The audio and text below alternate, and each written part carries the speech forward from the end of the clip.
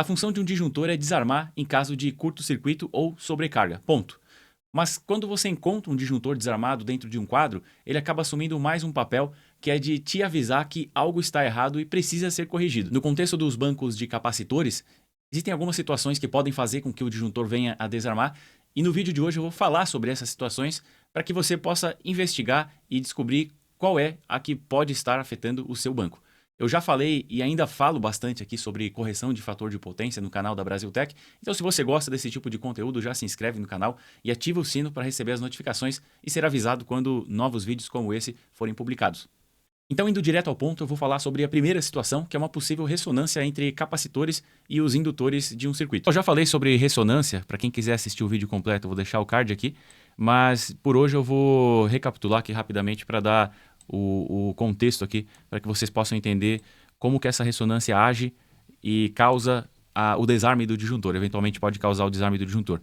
Eu vou colocar um circuito aqui que é alimentado por uma tensão alternada, eu tenho a resistência dos condutores, tenho capacitores também nesse circuito, seja capacitor do banco geral, seja um capacitor responsável por corrigir um transformador, um motor especificamente, né, uma correção individual, e eu vou ter também o indutor, que vai ser o motor, transformador, seja lá qual seja esse indutor. Bom, a resistência, ela não muda, ela é quem vai... A corrente que vai circular aqui por esse circuito, ela vai depender da tensão da fonte aqui, mas assumindo que é uma tensão fixa e alternada, né? Mas uma tensão fixa, o que vai fazer variar a corrente aqui desse circuito? Essa resistência, que vai dificultar a circulação dessa corrente, né? E a impedância do capacitor e do indutor. A impedância do capacitor e do indutor, ela é quase como se fosse uma resistência também. Ela também impede a passagem da corrente, impede que a corrente passe livremente, né? Ela dificulta a passagem dessa corrente. Porém, a impedância, diferente da resistência, que não varia de acordo com a frequência, a impedância varia. E no caso do capacitor, quanto maior for a frequência aqui da fonte, menor é a impedância. Então, se eu aumentar a frequência da fonte, a impedância do capacitor cai. O contrário acontece com o indutor. Se eu aumentar a frequência da fonte, a impedância aqui desse indutor ela aumenta. Então, se eu fizer uma rampa aqui e essa frequência aqui, se eu fizer fazer um gráficozinho aqui dentro mesmo do circuito, se eu fizer um gráfico onde eu tenho o tempo na direita, na horizontal, e na vertical eu tenho a frequência. Então, se eu ir aumentando essa frequência aos poucos e fazer uma rampa de incremento de frequência, o que vai acontecer? A impedância do capacitor ela vai cada vez caindo mais. Então, se a frequência está subindo, agora eu vou mudar esse gráfico aqui, agora é um gráfico de impedância. No caso do capacitor, eu tinha uma impedância, e à medida que foi aumentando a frequência, essa impedância foi caindo, foi diminuindo cada vez mais. O contrário acontece com o indutor, ele tinha uma impedância pequena com frequências mais baixas, mas à medida que eu vou aumentando essa frequência, essa impedância vai subindo, até que chega um ponto que elas se cruzam. Essas impedâncias elas assumem o mesmo valor. Então, eram impedâncias com valores diferentes, só que chegou um momento em que, pelo aumento da frequência, a impedância do capacitor e do indutor ela se tornou igual. Nesse momento, a única coisa que vai limitar a circulação de corrente aqui nesse circuito é a resistência. Então, se for somente a resistência dos cabos, eu vou ter basicamente um curto-circuito aqui, então, e um aumento muito grande da corrente que pode e provavelmente vai desarmar o disjuntor. Se eu tenho uma corrente muito alta, esse disjuntor deve desarmar. Isso acontece porque a impedância do capacitor e do indutor elas se anulam. Então, é como se eu tivesse uma impedância positiva e negativa. Não exatamente, né? Porque a impedância, se eu colocar somente o capacitor, ela vai dificultar a passagem da corrente. Se eu tiver só o indutor também. Mas como elas se anulam, então eu decremento uma da outra, né? O capacitor e o indutor, não só na questão da correção de fator de potência, a gente usa um ao outro para que eles, entre aspas aqui, né, eles se anulem. Isso acontece também com a impedância. Então, se eu tenho impedâncias iguais, é como se elas deixassem de existir, se torna um circuito direto aqui, né? E passa a valer somente a resistência do próprio condutor, isso se não tiver outras resistências, né? Enfim, essa situação aqui ela pode acontecer com capacitores que são acionados no mesmo contator do motor. Então, se o contator do motor aciona o capacitor também, esse capacitor ele vai permanecer conectado com o indutor quando esse motor desliga e com um motor, se for um motor com alta inércia, ele vai continuar gerando e girando e gerando energia também. E essa energia que é gerada, ela vai estar basicamente em curto-circuito aqui com o capacitor, e isso vai estragar, danificar esse capacitor, e o disjuntor deve desarmar, né? Se tiver um disjuntor ali, ele deve desarmar. Mas isso não acontece só com o motor, acontece com o transformador também, ou outros indutores, né? Mas é comum acontecer no transformador, porque no transformador nós temos o indutor que fica ligado direto, né? E também os cabos entre o transformador e o banco de capacitores costumam ser curtos, né? Inclusive, isso é mais comum ainda quando se tem correção individual do transformador.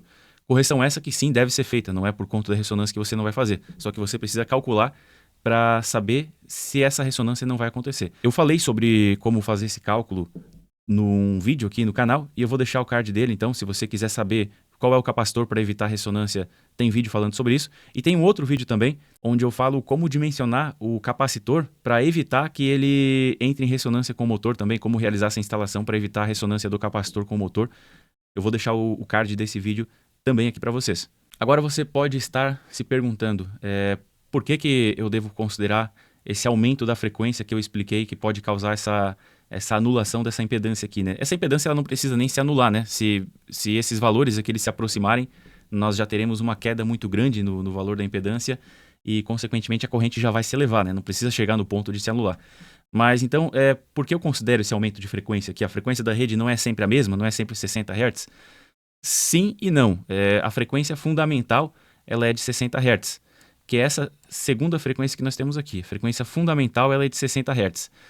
Porém, quando nós adicionamos inversores e outros tipos de cargas não lineares são cargas que elas não consomem a potência durante toda a senoide, né? Imagina aqui que eu tenho uma ponte retificadora e na saída da ponte retificadora nós temos um sinal pulsado, né?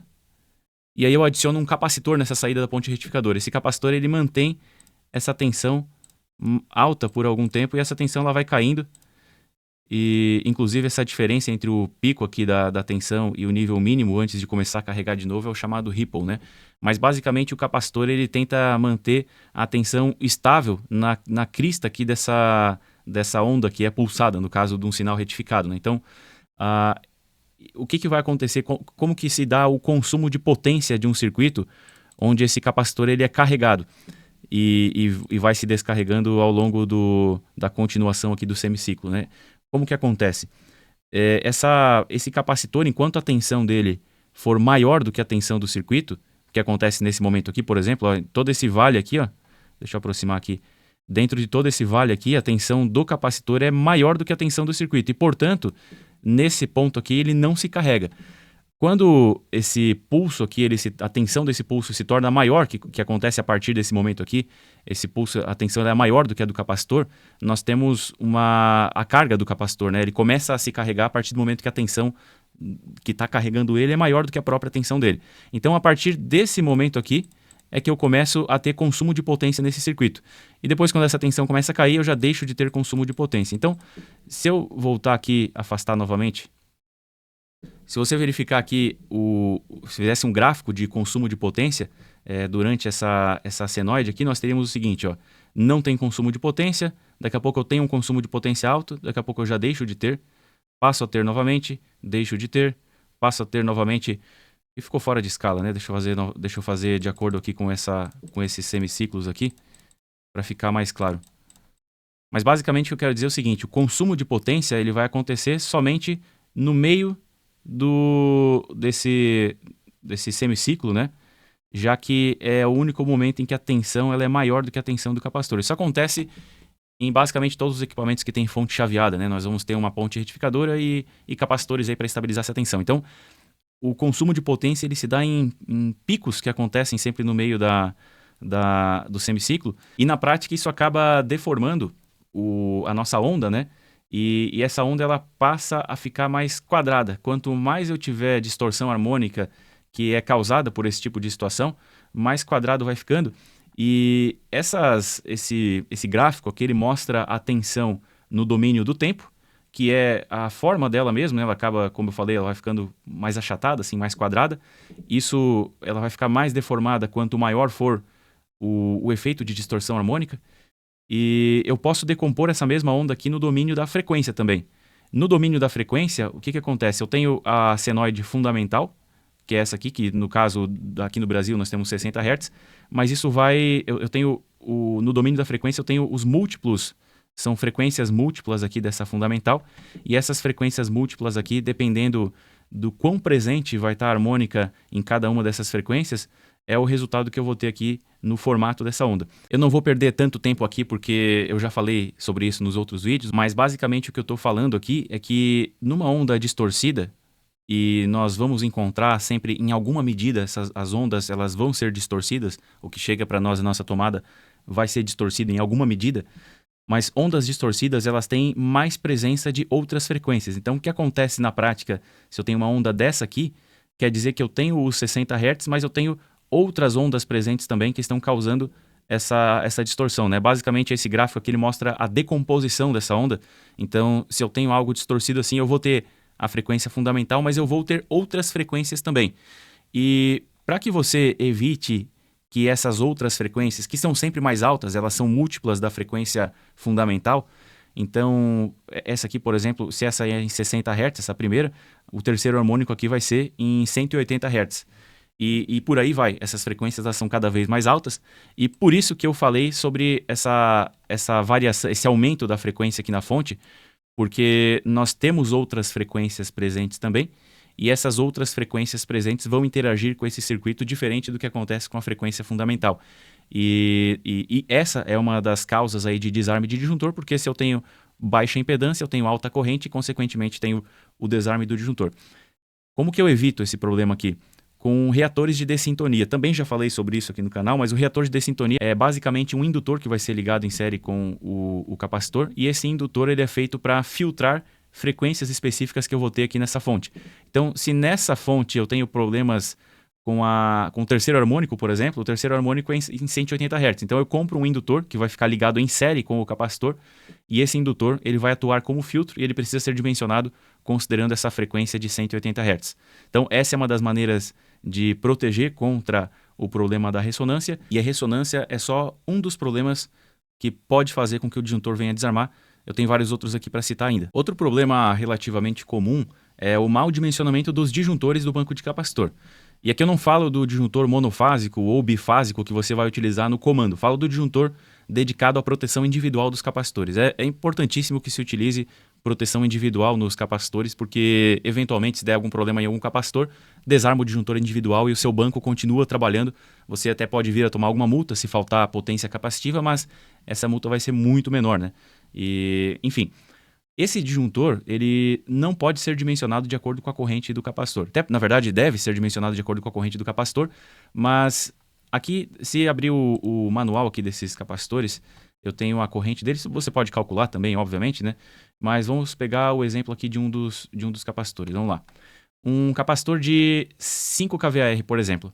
A corrente dele, 5 em 380, né? A corrente dele é de aproximadamente 7,6. Lógico, pode variar um pouquinho, né? Mas vai ser próxima de 7,6. Quando você for dimensionar o disjuntor para esse capacitor aqui, ele não pode ser um disjuntor de 10, por exemplo. O de 10 até talvez sirva, mas vai ficar muito justo. Por quê? Em outras aplicações, até um disjuntor de 10 ele já tem uma boa margem em relação à carga, que é 7,6, então atenderia. Mas no caso dos capacitores, nós temos um fenômeno que é a corrente de Inrush, que é a corrente de carga desse capacitor. Quando você energiza um capacitor, imediatamente tem uma corrente muito alta e esse disjuntor ele não pode desarmar nesse momento. Disjuntores de curva C, eles são dedicados para motores onde nós temos um pico de corrente, mas esse pico ele é um pouco mais prolongado e não é tão grande, né? Uma partida direta aí é de até 8 vezes, normalmente é a corrente nominal do motor, mas muitas vezes até fica bem abaixo disso. Então mesmo que chegue a 8 vezes, esse disjuntor ele não vai desarmar, ainda que você dimensione com uma corrente nominal próxima da corrente da carga. No caso do capacitor, como esse pico ele é muito grande, pode acabar atuando o disparador magnético aqui do disjuntor. O disjuntor ele tem o disparador térmico para sobrecarga e o magnético para curto-circuito. E como a corrente ela é muito alta, ela pode acabar disparando como se fosse um curto-circuito aqui esse disjuntor. Então, o fator que deve ser multiplicado pelo valor da corrente do capacitor é de 1,5 a 2 vezes. Eu sugiro 2 vezes, especialmente se for disjuntor do padrão DIN, considera 2 vezes. E nesse caso, de 7,6, que era a corrente nominal, nós vamos ter algo próximo de 15 amperes, né? Então esse disjuntor de 10 ele não vai ser suficiente, você vai ter que partir para um disjuntor de 16. Se ficar um pouquinho abaixo de 2, não tem problema, né? A questão é que deve ficar próximo de 2, o mais próximo possível de 2, porque aí esses disjuntores eles vão continuar protegendo contra um possível curto-circuito no capacitor, mas não vão desarmar na energização. Então, tenham esse cuidado. E a utilização desse tipo de contator aqui ela é importante também, porque eles têm o resistor de pré-carga, e esse resistor aqui ele serve para atenuar essa corrente de enrush. Esse bloquinho que vai em cima do contator, ele tem os contatos um pouco adiantados em relação aos contatos do contator e, portanto, eles fecham um pouquinho antes. Então, quando você vai ligar um capacitor, ao invés do contato de força aqui do contator ligar direto, primeiro liga esse contato aqui em cima. Esse contato ele está em série com os resistores de pré-carga, então a tensão que vai chegar no capacitor ela é um pouco menor, que vai estar em série com os resistores, vai causar uma queda de tensão e ele recebe uma pré-carga.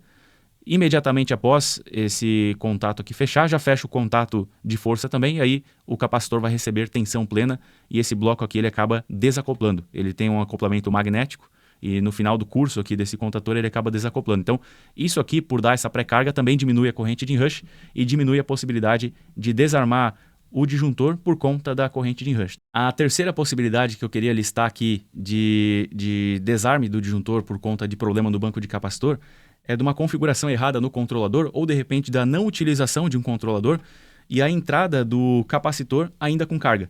O capacitor ele armazena energia, então se você desconectar esse capacitor e reconectar, a tensão aqui ela não vai estar em fase com a tensão da rede e, portanto, a gente pode ter uma descarga desse capacitor caso a polaridade seja oposta com uma corrente muito mais alta, talvez o dobro da corrente de enrush normal, porque se a polaridade for oposta, além da tensão da rede, nós teremos uma tensão inversa aqui no capacitor. Então nós vamos ter a soma da tensão da rede e da tensão armazenada aqui no capacitor e, portanto, essa corrente ela vai ser muito mais alta. Além da energização desse capacitor com carga, existe a possibilidade ainda de um desarme por conta de vários acionamentos consecutivos desse capacitor. O capacitor ele tem a corrente de enrush que é muito mais alta do que sua corrente nominal, chega a 100 vezes a corrente nominal. E, portanto, se você acionar várias vezes, vai dar vários picos e a tensão média nesse período, a corrente, na verdade, média nesse período, ela vai ser muito mais alta e isso pode também causar aí o desarme do disjuntor. Inclusive, esse disjuntor ele é termomagnético, então uma das possíveis causas também do desarme dele num banco de capacitores é o efeito térmico, né? O bimetálico que se deforma para poder causar o disparo do disjuntor, ele é sensível à temperatura. E essa temperatura ela deve variar de acordo com a corrente. Por isso que, teoricamente, com 10 amperes, né, um pouco mais de 10 amperes, na verdade, respeitando a curva do disjuntor, nós teremos o disparo dele, porque 10 amperes vai causar uma determinada quantidade de calor nesse bimetálico e essa quantidade de calor vai fazer com que o bimetálico ele se deforme em um grau específico que vai causar o disparo. Agora, se eu tenho mais calor no ambiente onde esse disjuntor vai estar instalado, seja por má ventilação, seja por algum outro fator que esteja causando, talvez o sol está batendo no banco de capacitores, talvez é verão e esse painel, esse banco, ele está instalado no Nordeste, onde já é muito quente. Então, esses 10 amperes aqui desse disjuntor deixam de valer. Ele é para 10 amperes em uma determinada temperatura, que é 20 ou 30 graus, eu não me recordo agora. Já tem vídeo sobre isso aqui, eu expliquei certinho, mas tem uma temperatura em que ele é especificado.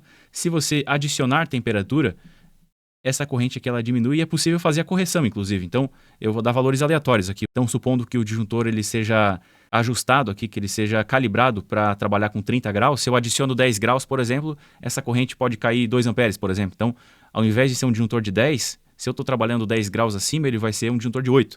E aí, nesse caso, ele pode também desarmar, ainda que a corrente ela não seja a corrente em que ele deveria desarmar considerando a temperatura de onde ele foi calibrado, né? Então, na prática, eu preciso garantir que esse banco de capacitores ele tenha uma temperatura controlada e isso vai fazer com que esse disjuntor ele não desarme, então, nesse tipo de situação.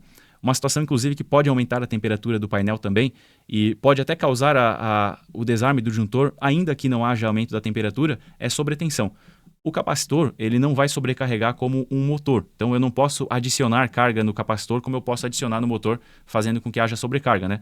Mas a tensão, a corrente, na verdade, do capacitor, ela é diretamente proporcional à tensão. Então, se eu aumento a tensão, aumenta também a corrente e, consequentemente, aumenta o calor pelo efeito Joule, né? Então esse capacitor, se tiver um incremento de corrente, fora os danos que pode causar no próprio capacitor, eu posso também ter uma adição de calor que vai fazer com que esse disjuntor venha a desarmar, ou mesmo o próprio aumento da corrente pode fazer desarmar também. Mais difícil que isso aconteça durante o uso desse capacitor, porque a corrente aqui do disjuntor ela é dimensionada com uma boa folga em relação à corrente nominal do capacitor, né? Então é mais difícil que isso aconteça por conta de sobretensão, mas a sobretensão vai fazer com que a corrente de enrush desse capacitor, que como eu falei, ela chega a 100 vezes a corrente nominal, se eu tiver mais tensão, a corrente de enrush ela vai ser potencializada e, portanto, pode também causar um disparo por conta disso. Aí nós temos possibilidades um pouco mais óbvias também de disparo desse disjuntor, que pode ser um curto-circuito, de repente, tanto nos cabos que vão para esse capacitor, quanto dentro do capacitor mesmo, eventualmente pode acontecer algum curto-circuito, então vai disparar esse disjuntor. Você tem que averiguar isso também, de preferência antes de energizar o circuito novamente, né, se não tem algum curto-circuito nele. Pode acontecer também de má conexão aqui nos cabos, esse calor que vai ser causado aqui nessa má conexão, se eu tenho um cabo sem terminal aqui, ou um aperto mal feito também, eu vou ter uma geração de calor maior nesse terminal, e isso vai irradiar para dentro do disjuntor e, consequentemente, pode fazer ele desarmar. Apesar de ele não prever esse tipo de situação, né, o disjuntor ele não necessariamente vai desarmar quando você tiver um calor no terminal. O calor ele precisa ser no bimetálico do disjuntor para que faça ele desarmar. Ele não vai desarmar com calor aqui. O que acontece na prática é que existem ligações metálicas entre esse terminal aqui, esses terminais todos, né, e os bimetálicos de cada um dos polos aqui do disjuntor. E o metal é um bom condutor de calor, então, consequentemente, se eu tenho calor aqui, esse calor acaba indo para dentro. Mas o calor que chega no bimetálico ele é muito menor do que o calor aqui do terminal e, portanto, eu posso sim ter um excesso de calor que vem até a danificar o disjuntor e ele não desarme. Geralmente ele vai desarmar, mas pode acontecer dele não desarmar porque ele não é feito para isso. E por fim, eu gostaria de citar também a possibilidade de o capacitor ter chegado no final da sua vida útil, né? Isso pode acontecer, logicamente, e nesses casos você deve medir a capacitância do capacitor para saber se está ok ou não. Se você não tiver a possibilidade de medir capacitância, e muitas pessoas não têm realmente, não são todos os instrumentos que medem capacitância, são a exceção, né? Mas você pode medir a corrente do capacitor com tensão nominal, a corrente deve ser nominal. Se a capacitância estiver de acordo com a tensão nominal, a corrente deve ser nominal. Se você tiver uma corrente variando, mesmo que a tensão esteja dentro da tensão do capacitor, é possível que haja algum problema. Então, lógico, não vai bater exatamente, né? Até porque nem as leituras são exatas também, mas a capacitância aqui ela pode variar um pouquinho sim, mas se ela estiver muito discrepante, você deve fazer a substituição do capacitor. Nesse vídeo eu citei várias possíveis causas do disparo do disjuntor do banco de capacitores, especificamente, porque essa é uma dúvida relativamente comum. Mas tem um outro vídeo onde eu falo de problemas mais gerais nos bancos de capacitores, possíveis problemas nos bancos de capacitores que não estão necessariamente relacionados com os disjuntores. E eu vou deixar esse vídeo na tela final para que, caso você tenha interesse, você assista então. E se gostou do vídeo de hoje, por favor, deixa o like e se inscreve também no canal, isso me ajuda a continuar gravando aqui, e deixa um comentário também, porque ajuda no engajamento.